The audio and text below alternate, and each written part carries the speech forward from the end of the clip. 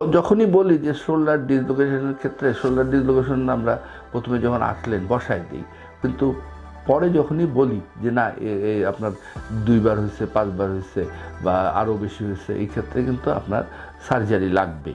তো তখন বলি যে না অনেক সময় দেখা যায় যে আর্থ্রোস্কোপি দিয়েও এই সার্জারিটা করা যায়। অনেক সময় যদি বেশিবার হয়, হাড়ের ক্ষয়টা বেশি হয়ে যায়, হাড়ের গর্ত বেশি হয়ে যায়, সেই ক্ষেত্রে মানে বোন লসটা যদি বেশি হয়, সেই ক্ষেত্রে কিন্তু আমরা আর্থ্রোস্কোপি না করে ওপেনও করে ফেলি, মিনি ওপেন বলে, ছোট্ট কেটে অপারেশনটা করি।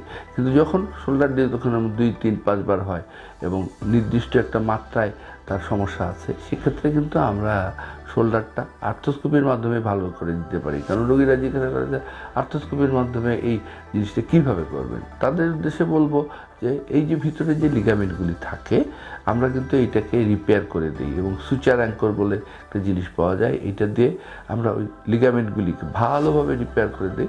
পরে আর সেই জন্য এই জয়েন্টটা ছুটতে পারে না। এই জন্যই মানে অনেক সময় আমরা এই আর্থ্রোস্কোপিতেই চেষ্টা করি যে শোল্ডারের ডিসলোকেশনটা রিপেয়ার করার জন্য, চিকিৎসা দেওয়ার জন্য। যদি দেখা যায় যে বেশিবার ডিসলোকেশন হয়ে যায়, সেক্ষেত্রে অনেক প্রসিজিওর আছে, ওপেন ল্যাটারাইজেড প্রসিজিওর বা আরও যেগুলি প্রসিজিওর আমরা করে থাকি, সেভাবে করতে পারি।